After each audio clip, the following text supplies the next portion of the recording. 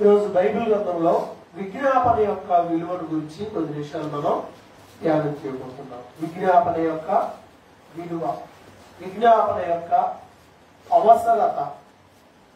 బైబిల్లో చూస్తే అందరికీ బాగా తెలిసిన మూలవాక్యం చూద్దాం. తిమోతికి రాసిన పత్రికను చూద్దామండి. బైబిల్ గ్రంథంలో తిమోతికి రాసినటువంటి పత్రికను మనం చూసినట్లయితే తిమోతికి రాసిన రెండవ పత్రిక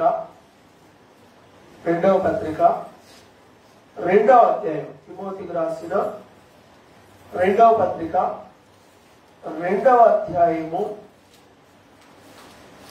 2వ వచనం. 2వ తిమోతికి రాసిన పత్రిక 2వ అధ్యాయము 2వ వచనం చూడండి. నీవు అనేక సాక్షుల ఎదుట నా వలన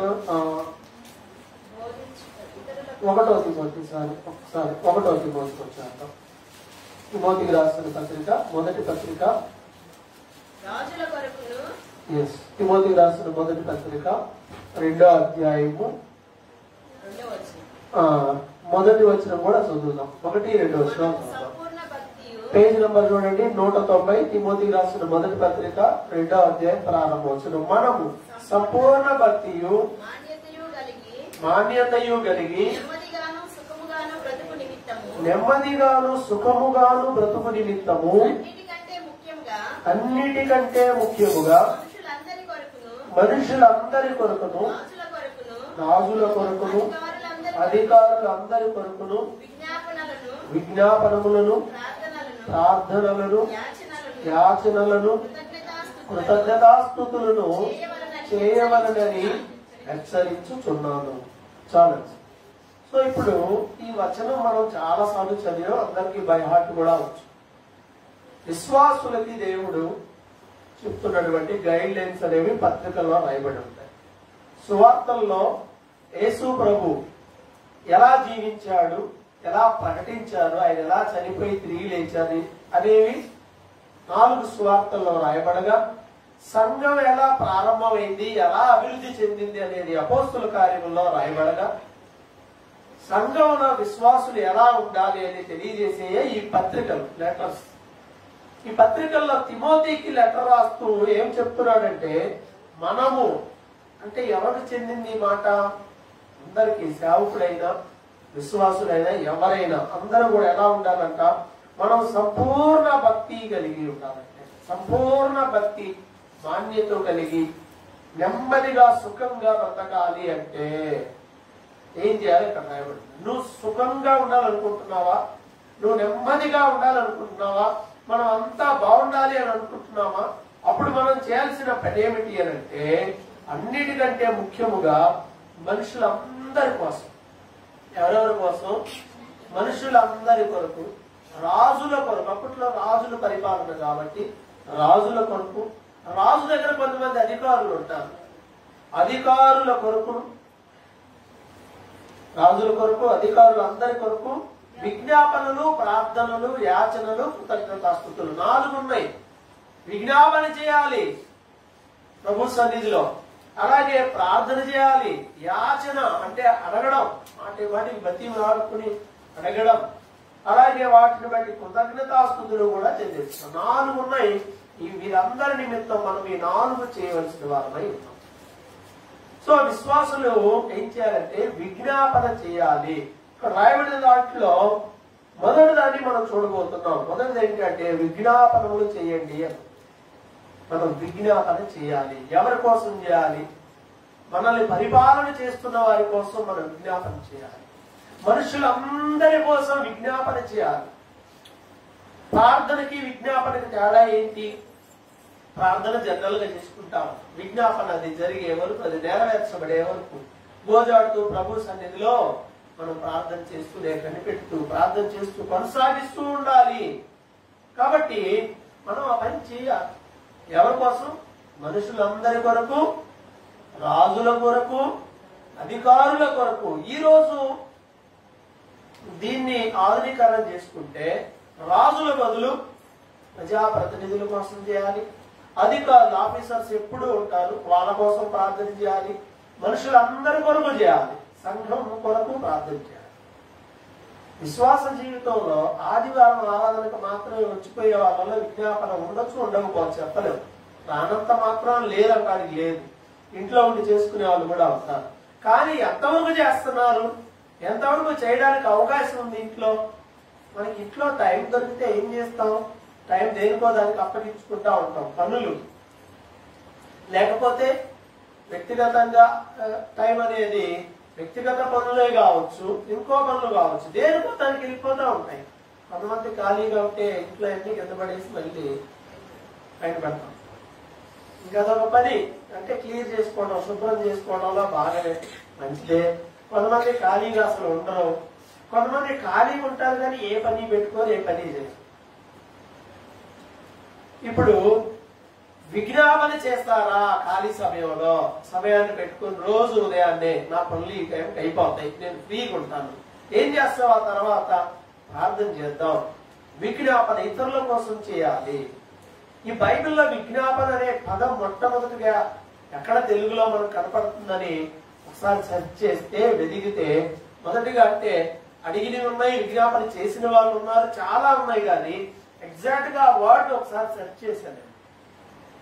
ఇప్పుడు చాలా మంది గతంలో విజ్ఞాపన చేసిన వాళ్ళు ఉన్నారు. అబ్రహాము మొట్టమొదటిగా విజ్ఞాపన చేసిన వ్యక్తి కనపడతాడు. లోతు నిమిత్తమై, అతని కుటుంబం నిమిత్తమై దేవుని దగ్గర బ్రతిమిలాడతాడు. ప్రభా 50 మంది ఉంటే కాపాడుతాను అన్నావు కదా, ఒకవేళ 10 మంది తగ్గితే పర్వాలేదు, ఇంకో ఏమనుకోవద్దు, ఇంకో 10 మంది తగ్గితే పర్లేదు, ఇంకో 10 మంది తగ్గితే ఏమనుకోవద్దు, అసలు అడగకూడదు అని అడుగుతున్నా. ఇంకో 10 మంది ఎక్కడ దాకా వచ్చాడంటే 10 మంది దాకా వచ్చాడు. 50 మంది ఉన్నా కాపాడుతానన్న దగ్గర నుండి 10 మంది ఉన్నా కాపాడుతానే దాకా వచ్చాడు. చివరికి ఆ 10 మంది కూడా ఆ ఊర్లో లేరు కాబట్టి ఇంక అది కూడా అడగలేకపోయాడు. సో తన సహోదరుని కుమారుడి నిమిత్తం, అతని కుటుంబం నిమిత్తం ఎంతో ప్రార్థన చేశాడు. మాటిమాటికి అడిగాడు, జ్ఞాపం చేశాడు, విరామం చేశాడు. అలాగే ఇంకా చాలా మంది ఉండొచ్చు. అయితే బైబిల్ ఎగ్జాక్ట్ వాడిని తెలుగు బైబిల్లో ఉన్న మాటను చూపిస్తాను. చూడండి, సమూయేలు గ్రంథంలో మొట్టమొదటిగా మనకి మొదటి సమూయేలు గ్రంథం 2వ అధ్యాయం ప్రారంభ వచనంలో కనపడుతుంది. 1వ సమూయేలు గ్రంథం 2వ అధ్యాయము ప్రారంభ వచనంలో ఇక్కడ రాయబడినటువంటి మాట అందరికీ తెలుసు. Page number 224, page number 224. మరియు అన్న చాలు విజ్ఞాపన చేసి ఇలాగైనా విజ్ఞాపన చేసింది. ఏ విజ్ఞాపన చేసింది? అన్న అధ్యాయంలో సగం చదవాలి, అప్పుడు 10 వచ్చిన చదవాలి. మనము ఎలా విజ్ఞాపన చేయాలని అంటారు కొంతమంది. బైబిల్లో ఎవరు ఎలా విజ్ఞాపన చేశారో చూడండి, అర్థమవుతుంది. అప్పుడు అన్న ఇలా విజ్ఞాపన చేసిందంట, ఈ వచనాలు చదవండి, అర్థమవుతుంది. అలాగే బైబిల్లో ఇంకా ఎవరెవరు ఎలా చేశారో ఆ ప్రార్థనలు చదవాలి. మనం ఆ ప్రార్థనలు ధ్యానం చేస్తే మన ప్రార్థన విధానాల్లో కూడా మార్పు వస్తుంది. కొంతమంది టేప్ రికార్డర్ ప్రార్థన అంటారు, ఎప్పుడైనా ఆంజీ అవే మాటలు ఇంకా అలానే ఏం మార్పు ఉండదు.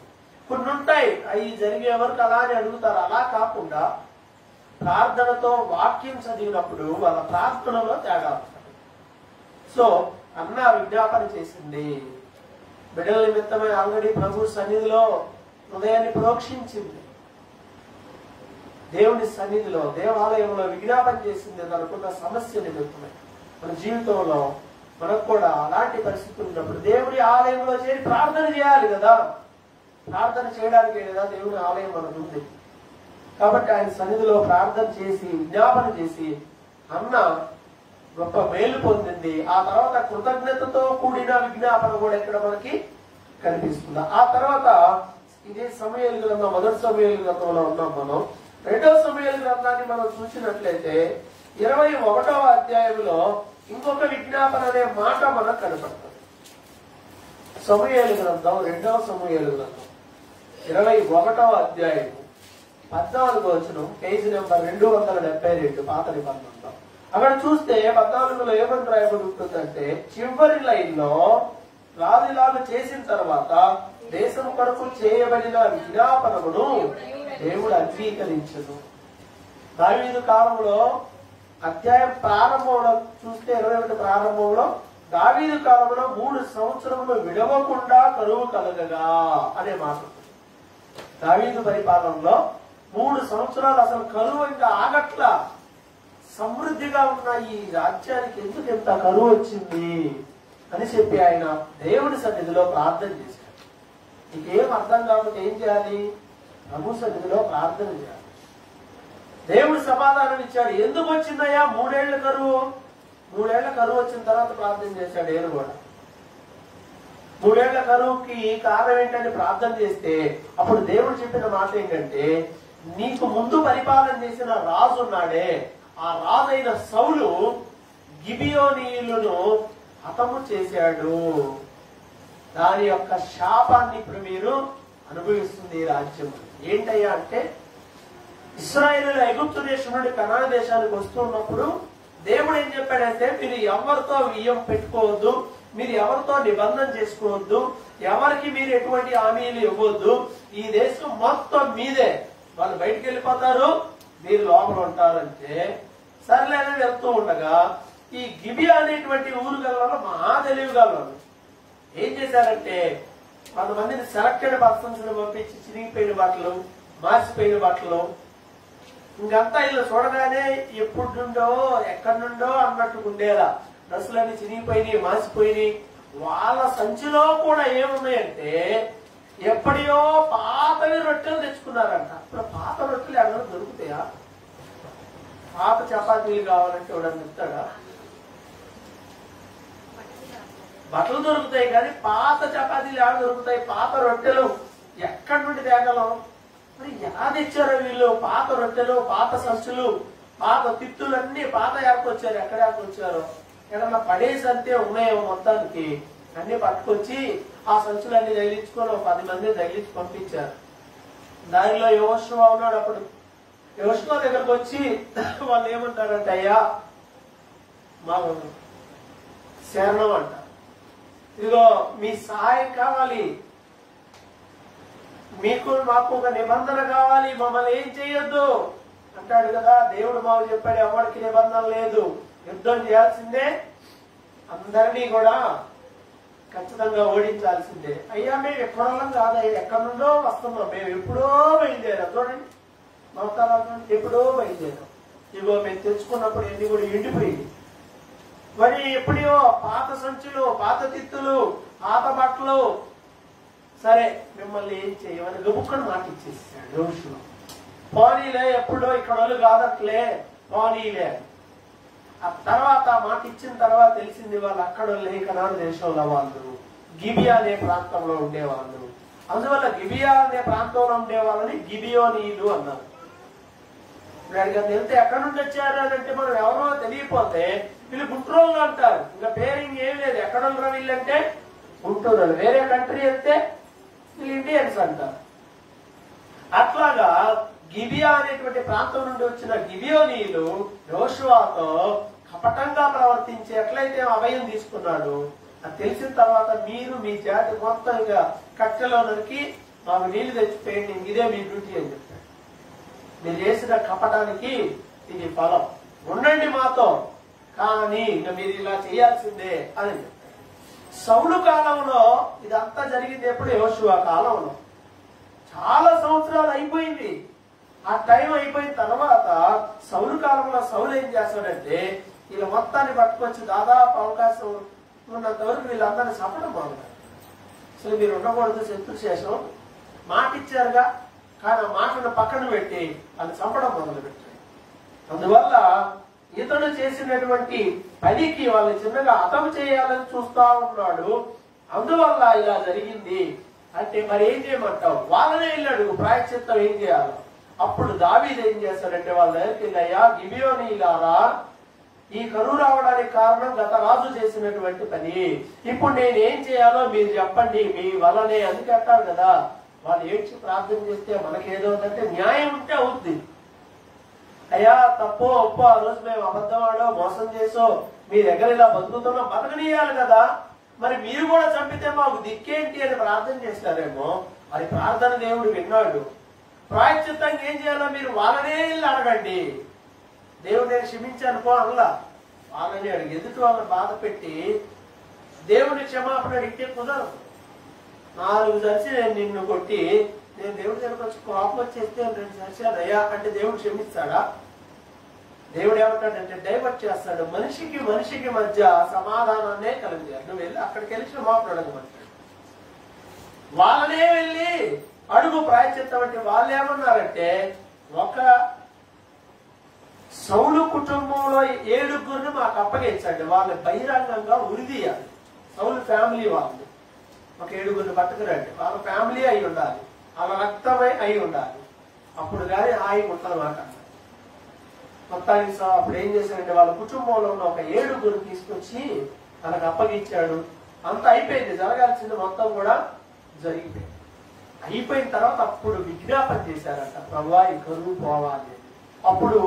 అప్పుడు మాట అన్నమాట, తరువాత దేశం కొరకు చేయబడిన విజ్ఞాపనమును దేవుడు అంగీకరించాడు. అంటే ఊరికి విజ్ఞాపన చేస్తే సరిపోదు, ఏం చేయాలి?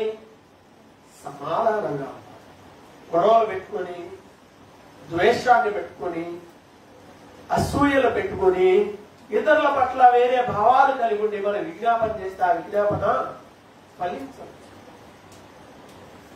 ఇతరులకు ఇప్పుడు వాళ్ళని గాయపరిచారు ఈ దేశస్తులు. అందువల్ల దేవుడు వీరికి వారికి మధ్య ఇప్పుడు ఏం కలుగు చేశాడు? సమాధానాన్ని కలుగు చేశాడు. విజ్ఞాపన చేసేటప్పుడు సమాధానకరంగా ఉండాలి, అప్పుడు దేవుడు విజ్ఞాపనని ఆలకిస్తాడు. ఇదే సమూయేలు గ్రంథంలో చూడండి, చివరి అధ్యాయం ఇంకో మాట రాయబడు 24వ అధ్యాయము 25వ వచనములో ఇంకొక విజ్ఞాపన ఉంటది. ఇక్కడ అది వేరు ఇది వేరు. సమూయేలు 2వ సమూయేలు గ్రంథము 24వ అధ్యాయము 25. యెహోవా నామమున ఒక బలిపీఠము కట్టించి దహన బలులను సమాధాన బలులను అర్పించెను. యెహోవా దేశం కొరకు చేయబడిన విజ్ఞాపనలను ఆలకింపగా ఆ తెగులు ఆగి ఇశ్రాయేలీయులను విడిచిపోయేది. చాలు, ఇక్కడ చూడండి విజ్ఞాపన ఎవరు చేస్తున్నారు? ఇప్పుడు ఇక్కడ మరలా దావీదే చేస్తున్నాడు. దేని నిమిత్తం? ఇప్పుడు దేశంలో తెగులు వచ్చింది, భయంకరమైన తెగులు వచ్చి అసలు దారుణంగా చచ్చిపోతున్నారు అనమాట. ఒక్క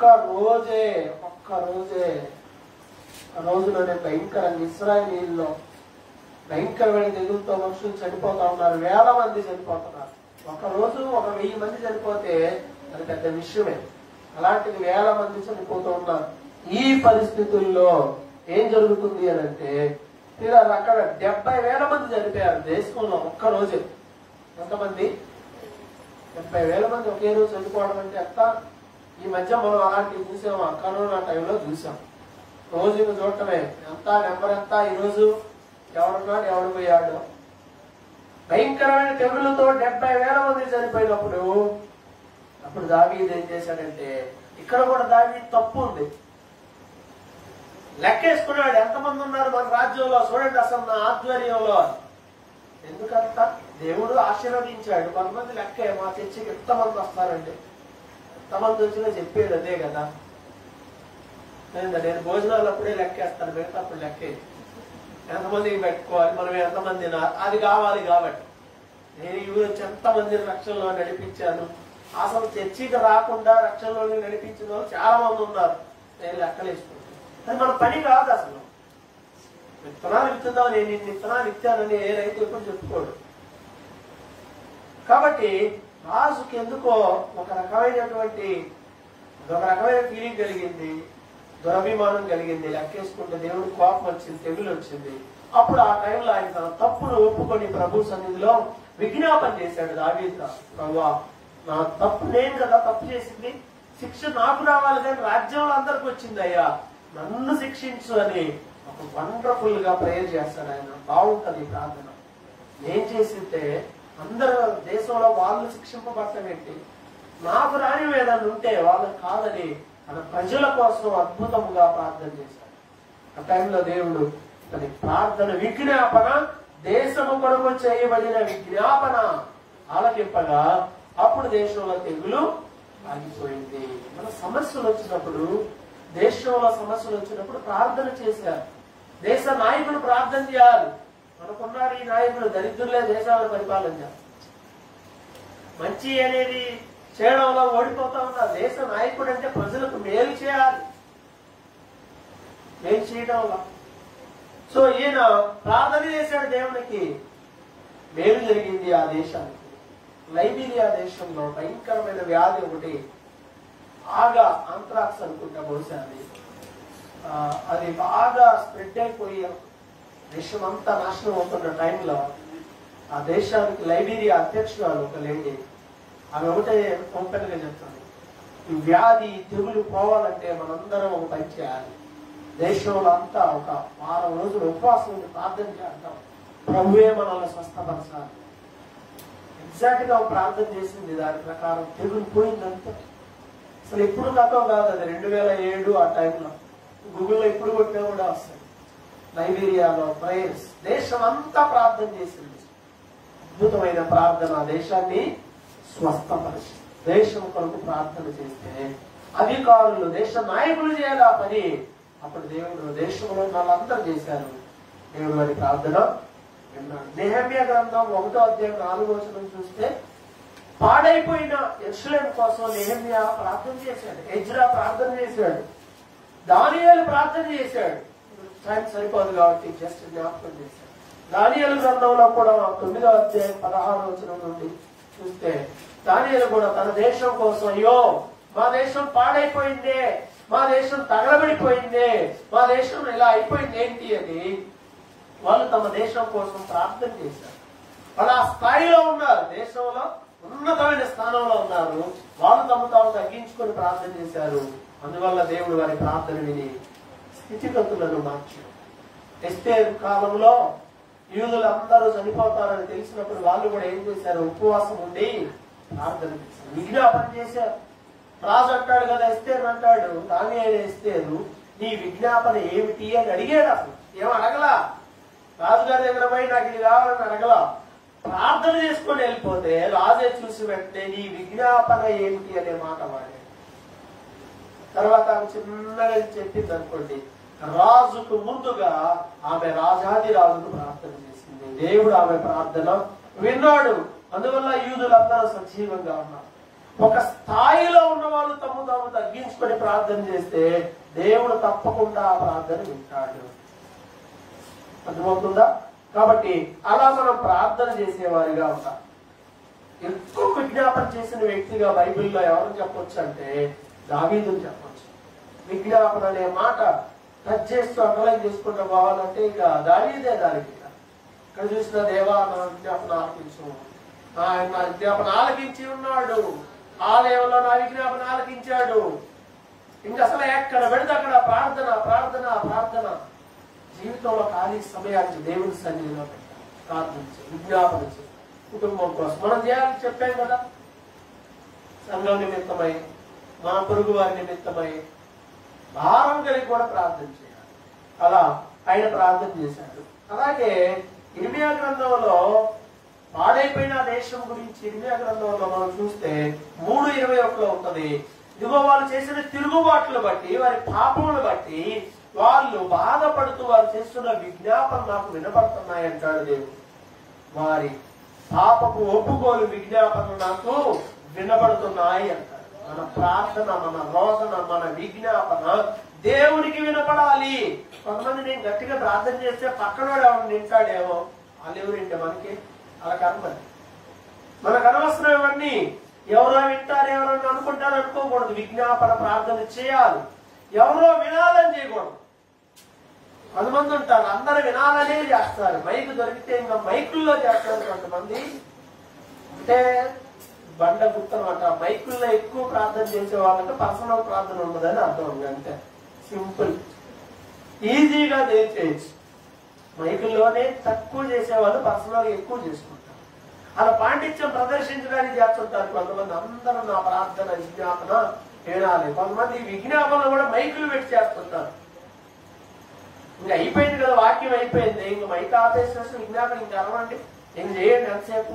మైక్ పెట్టి ఇంకా ఏడుస్తున్నా కేకలేస్తున్నా మైకులు పెడతా ఉంటారు. అసహ్యంగా ఉంటుంది. వినాల్సింది ఎవరో దేవుడు వినేలా మనం విజ్ఞాపన చేయాలి. మరి విజ్ఞాపనగా వినబడుతున్నాయి అన్నాడు ప్రభు. ఎందుకంటే మన ప్రభువు కూడా మన కోసం విజ్ఞాపన చేస్తున్నాడు ఆయన. కాబట్టి పిల్లల పాత నిబంధన కాలంలో ఎన్నో దేశం కోసం విజ్ఞాపనలు చేయబడ్డాయి. విజ్ఞాపన చేసే ఆత్మ వారి మీద కుమ్మరించబడింది అంది బైబిల్లో. ఏమాత్మ? జకరియా 12:10 ఈ మాట రాయబడి. జకరియా గ్రంథం, మత్తయి సువార్త వెనక మలాకి ఉన్నది, మలాకి వెనకే జకరియా. జకరియా గ్రంథం 12వ అధ్యాయము 10వ వచనంలో యెరూషలేము మీద నేను విజ్ఞాపన చేసేటువంటి ఆత్మను కుమ్మరిస్తున్నాను అనేటువంటి ఆ మాట మనకి కనపడు.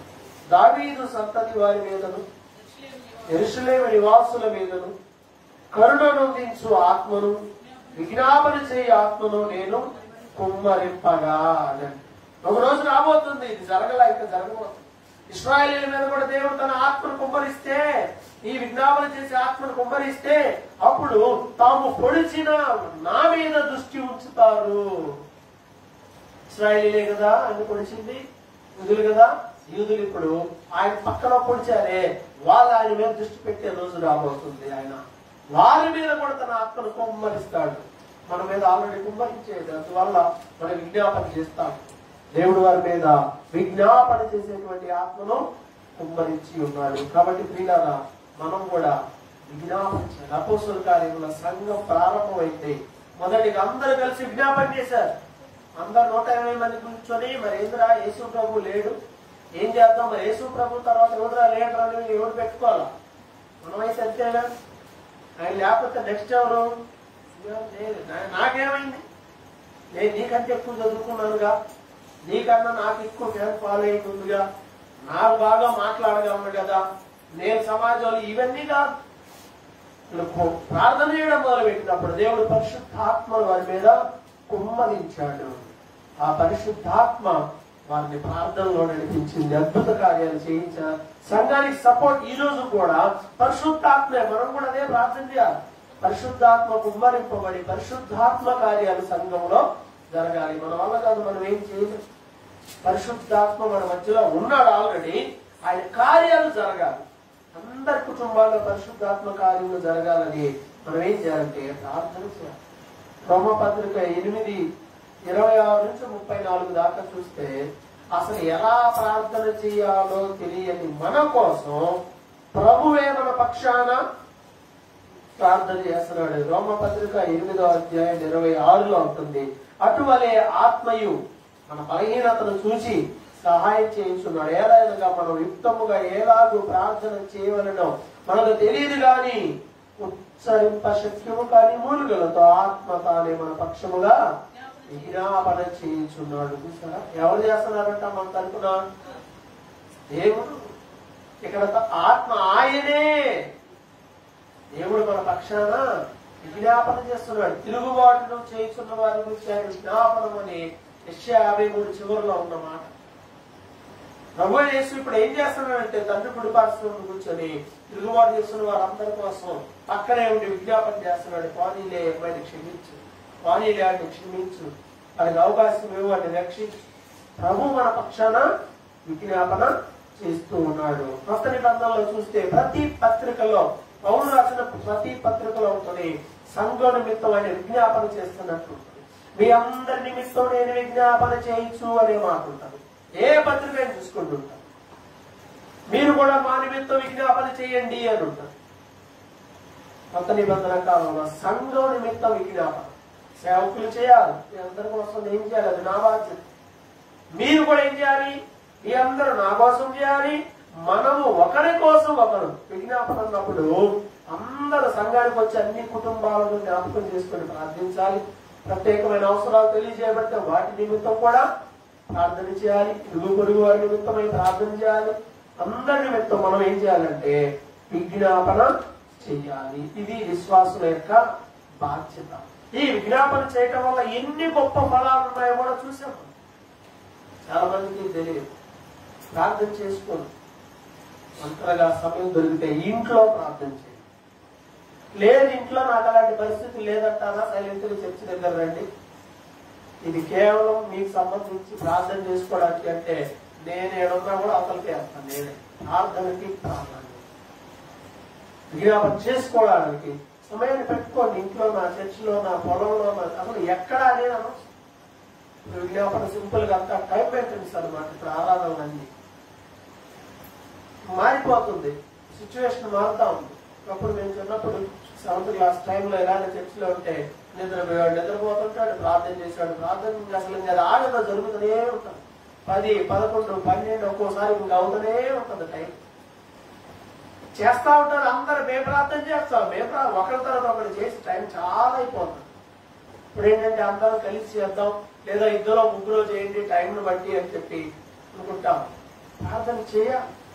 సంఘాల నిమిత్తమై, కుటుంబాల నిమిత్తమై, సేవకుల నిమిత్తమై, భారం కలిగి అన్ని అంశముల నిమిత్తం మనం ప్రార్థన చేస్తే ప్రార్థన ఆలకించే దేవుడు, మనందరి విజ్ఞాపన ఆలకించి గొప్ప కార్యాలు చేసే దేవుడు. మనం విజ్ఞాపన ఆలకించడా? ఆలకిస్తాడు, ఫలాలను కూడా ఇస్తాడు. కాబట్టి అందరూ కూడా అలా ఉంచి రాత్రికాల సమయంలో విజ్ఞాపన చేస్తాం. సంఘం యొక్క అవసరాలు మీకు తెలుసు, ప్రతి పరిస్థితిలో మీకు తెలుసు. కాబట్టి విజ్ఞాపన ప్రార్థన